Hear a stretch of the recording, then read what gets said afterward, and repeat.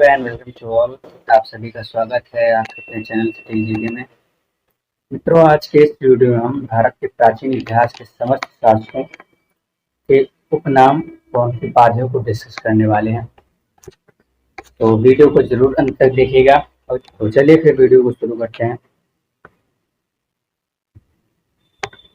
बात करते हैं निम्न में से किसे सैंडोकोट्स के नाम से जाना जाता है। ठीक है, सैंडोकोटस के नाम से जाना जाता है। तो हमारा जो आंसर होगा वो हो जाएगा चंद्रगुप्त मौर्य। ठीक है, कौन सा सही है? चंद्रगुप्त मौर्य सही है। चंद्रगुप्त मौर्य जो था मौर्य वंश का संस्थापक था। मौर्य वंश का संस्थापक था चंद्रगुप्त मौर्य। मौर्य शब्द की बात की जाए तो मौर्य शब्द जो था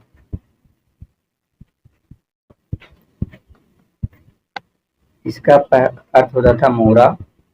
मोरा अर्थात माता का नाम था। और दूसरा जो था मोर, इसका अर्थ था पसंद था। ठीक है,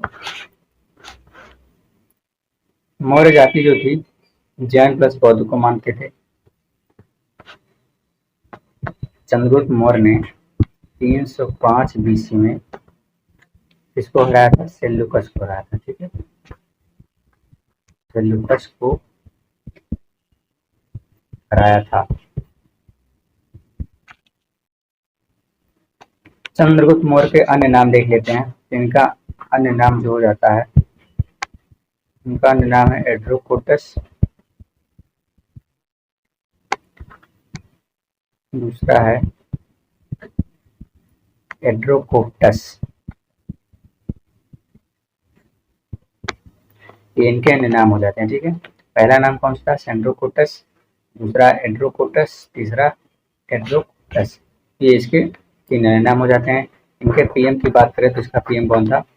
चाणक्य था। ठीक है, चंद्रगुप्त मौर्य का पीएम कौन था? चाणक्य था। चलते हैं अगले क्वेश्चन की ओर। हमारा अगला क्वेश्चन, निम्न में से किस शासक को एलिटोकेट्स के नाम से जानते हैं? ठीक है, तो हमारा राइट आंसर क्या हो जाएगा? बिंदुसार। बिंदुसार को ही एलिटोकेट्स के नाम से जानते हैं। बिंदुसार के अन्य उपनाम की बात की जाए, उनके अन्य उपनाम हो जाते हैं अमित्रोघात। कौन सा? अमित्रोघात इनके अन्य नाम है। दूसरा होता है अमित्रोचेडस। अमित्रोचेडस। तीसरा हो जाता है भद्रसार और सिंगसेन। ठीक है,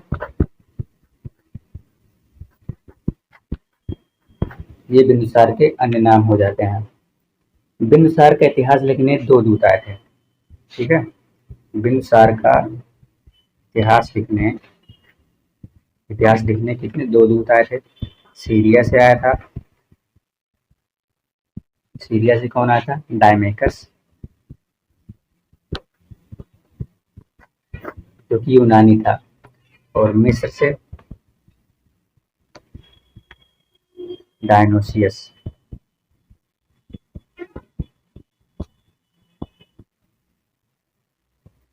मिस्र से कौन आया था? डायनोसियस। ठीक है, ये दो इतिहासकार आए थे बिंदुसार का इतिहास लिखने। डायमेकस जो था मेगास्थनीज का उत्तराधिकारी भी था। ठीक है, तो ये डायमेकस जो था इसका उत्तराधिकारी था, मेगास्थनीज का उत्तराधिकारी था। चलिए अब बात करते हैं। तीसरा क्वेश्चन हमारा है कि निम्न में से किस शासक ने उज्जैन करमौली की उपाधि प्रदान की थी या उपाधि धारण की थी? तो इसका राइट आंसर है ए। ठीक है, अशोक ने उज्जैन करमौली की उपाधि धारण की थी। अशोक की उपाधियां या अन्य नाम देख लेते हैं। इनका अन्य नाम था देव नाम प्रिय, देव नाम प्रिय, देव नाम प्रियदर्शनी,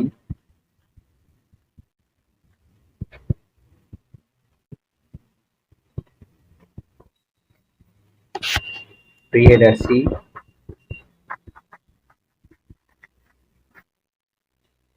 चंड अशोका और अशोक वर्धना इनके अन्य नाम हो जाते हैं। ठीक है, अशोक को अशोक कहाँ कहा गया था? तो अशोक को अशोक पुराणों में कहा गया है।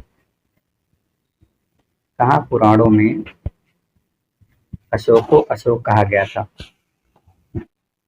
और इसके नाम की बात करें तो गुर्जरा, मास्की और नेत्तूर। ठीक है, कौन कौन से? गुर्जरा, मास्की, नेत्तूर अभिलेख में अशोक नाम मिलता है। ठीक है, तो गुर्जरा, मास्की और नेत्तूर अभिलेख में अशोक का नाम भी मिलता है।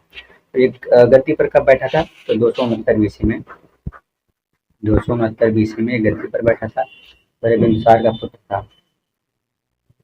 चलिए अब बात करते हैं अशोक सम्राट अशोक के परिवार की। ठीक है, इनके परिवार की बात करें तो सबसे पहले इनकी पत्नी देख लेते हैं। इनकी पत्नी थी देवी, दूसरी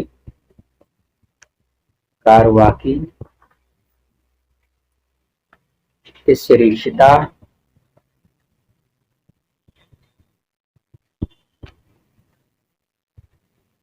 और असीध माता। ठीक है, असीध माता, ये इनकी पत्नियां थी। देवी के एक पुत्र और एक पुत्री था। पुत्र का नाम क्या था? चलिए, देवी के पुत्र का नाम जो था वो महेंद्र था और पुत्री का नाम संघमित्रा। ठीक है, और वही वाक्य की बात करें तो इनके जो है एक पुत्र और एक पुत्री थी। धीवर इनके पुत्र का नाम था, चारुमती इनकी पुत्री का नाम था, या अशोक की पुत्री इनकी पुत्री का नाम था। ठीक है,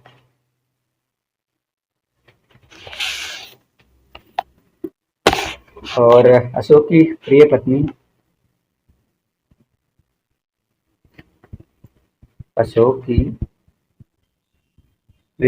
इन चारों में से कारवाकी थी।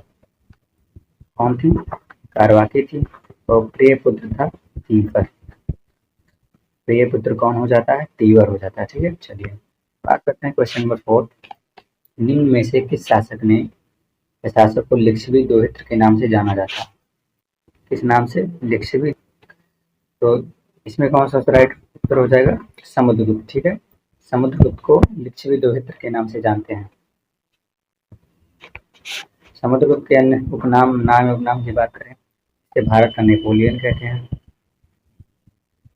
भारत का नेपोलियन, इसका अन्य नाम है 100 युद्धों का विजेता। 100 युद्धों का विजेता और धड़ीबंध के नाम से जानते हैं। ठीक है, धड़ीबंध, ये समुद्रगुप्त के अन्य नाम हो जाते हैं। कौन कौन से? भारत का नेपोलियन, 100 युद्धों का विजेता, लिच्छवी दोहित्र और धड़ीबंध इनके अन्य नाम हो जाते हैं। अब बात करते हैं निम्न में से किस शासक को सकारी की उपाधि दी गई थी। ठीक है, तो हमारा उत्तर क्या हो जाएगा? चंद्रगुप्त द्वितीय। चंद्रगुप्त द्वितीय को ही सकारी की उपाधि दी गई थी क्योंकि इसने शकों के अंतिम शासक रुद्र सिंह थर्ड की हत्या की। ठीक है, शकों के अंतिम शासक किसकी? रुद्र सिंह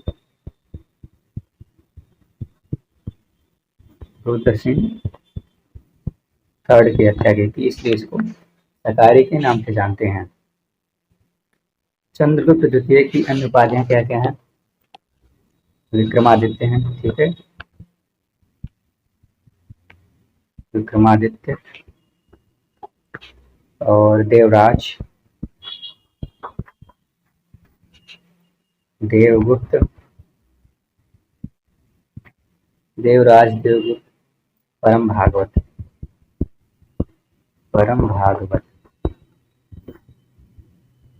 ये इनके उपाधियां अन्य नाम हो जाते हैं। ठीक है, कौन कौन सी? विक्रमादित्य हो जाती हैं, देवराज, देवगुप्त, और परम भागवत इनकी उपाधियां हो जाती है। चलिए, चंद्रगुप्त विक्रमादित्य के सेकंड, चंद्रगुप्त थर्ड सेकंड की बात करें तो इन्होंने चांदी के सिक्के चलवाए थे। ठीक है, इसके सिक्के चलवाए थे, चांदी के सिक्के चलवाए थे।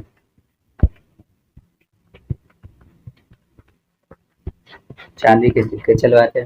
मेहरौली का लौह स्तंभ भी बनवाया था। इसका मेहरौली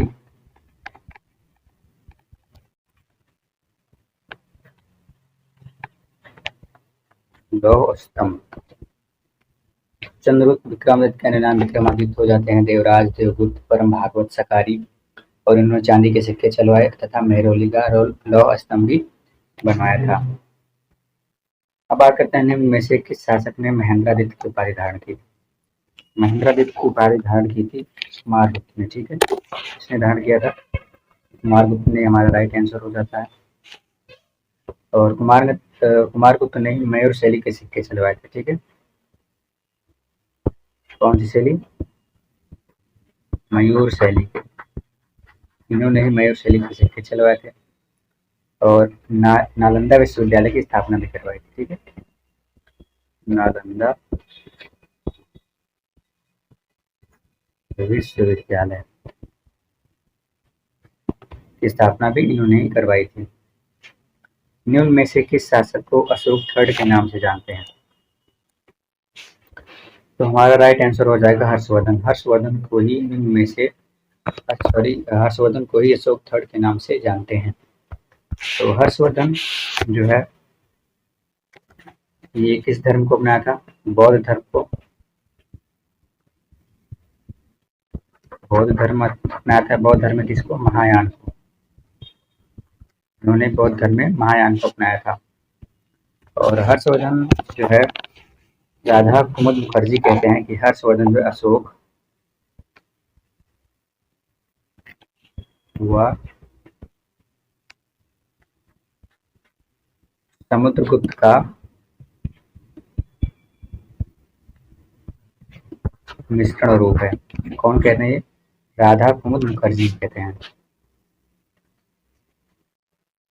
हर्षवर्धन के 3 नाटक हैं, प्रियदर्शिका, रत्नावली, नागानंद। हमसे प्रभावित, ये जो नागानंद है इससे प्रभावित है, बौद्ध धर्म से प्रभावित है।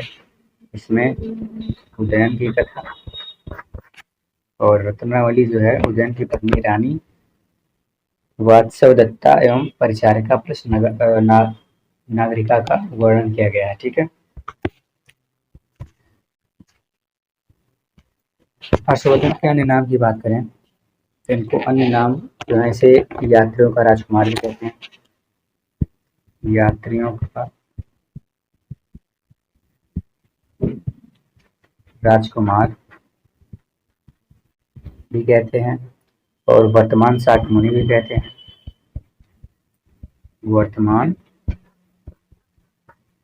शाक्य मुनि तथा नीतियों का पंडित कहते हैं। ठीक है, नीतियों का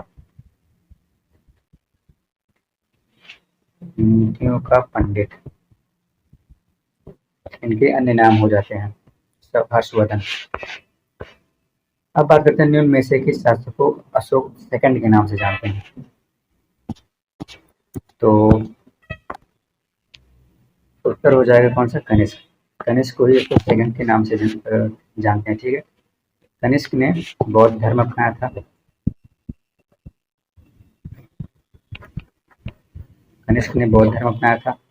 ठीक है, और इसकी हत्या जो है सैनिकों द्वारा की गई थी। इसकी हत्या अर्थात कनिष्क की हत्या जो है सैनिकों द्वारा ही की गई थी। सैनिकों द्वारा इसकी हत्या की गई थी। और इनके जो दरबारी थे चरक, अश्वघोष और वसुमित्र के दरबारी थे। कनिष्क की हार की बात की जाए तो चीन के हान वंश के सेनापति पांचाल द्वारा हार हुई थी। ठीक है, चीन के हान वंश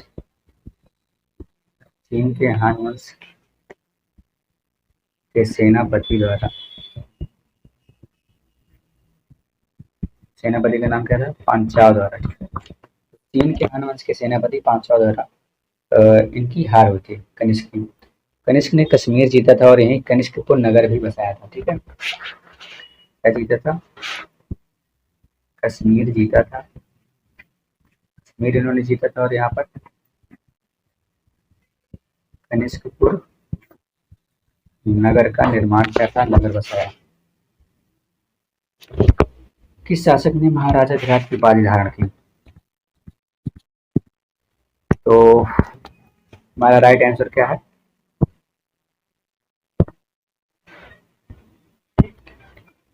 तो हमारा राइट आंसर हो जाएगा श्रीगुप्त। ठीक है, श्रीगुप्त ने ही महाराजा धिराज की उपाधि धारण की थी और श्रीगुप्त जो था ये गुप्त वंश का संस्थापक था।